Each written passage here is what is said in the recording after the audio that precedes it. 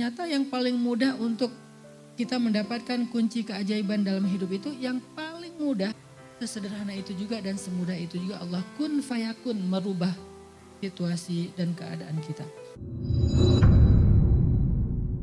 Situasi berat, situasi merasa sendiri, ditinggalkan, diabaikan, gak punya siapa-siapa, banyak masalah, terbeban, situasi sedih.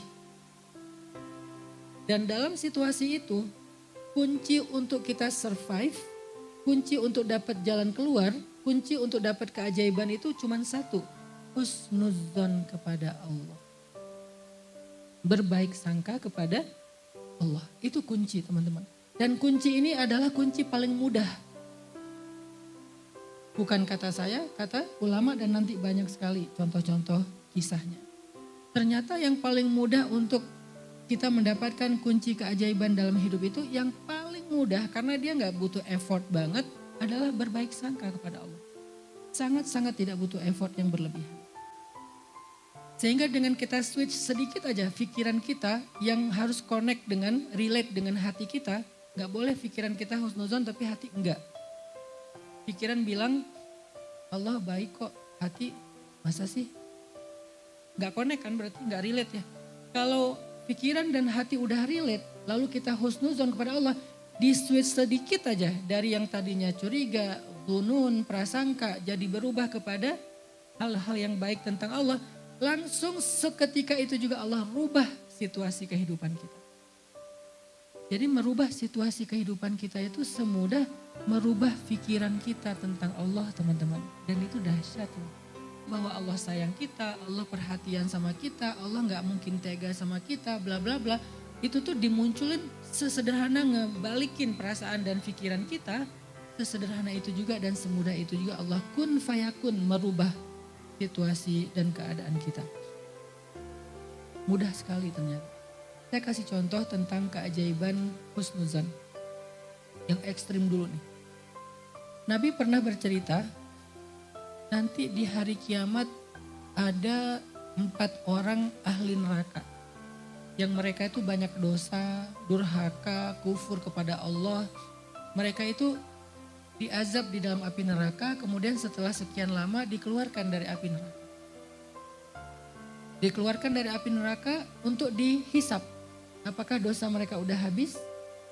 Ketika 4 orang ini dikeluarkan dari api neraka, kata Nabi, dihisap, ternyata dosa mereka belum habis. Maka kemudian Allah mengatakan, kembalikan mereka ke dalam neraka. Kembalikan mereka ke dalam neraka. Tiba-tiba ketika malaikat menarik mereka ke neraka, salah satu di antara mereka itu noleh ke belakang, ngelihat ke Allah. Walaupun bagaimana melihat ke Allah, Allah lebih tahu. Dia noleh ke belakang dan mengatakan, ya Rabbi, aku tidak pernah menyangka Engkau akan mengembalikan aku ke dalam api neraka. Karena ketika aku dikeluarkan dari api neraka, aku menyangka Engkau telah mengampuni aku. Engkau akan menyelamatkan aku dari api neraka. Engkau akan masukkan aku ke surga setelah ini. Aku gak pernah menyangka Engkau akan mengembalikan aku ke dalam api neraka. Cuman itu kalimatnya, menyangka. Maka kemudian Allah katakan kepada para malaikat, wahai para malaikat, benarlah hambaku, masukkanlah dia bersama 3 orang temannya ke dalam surga.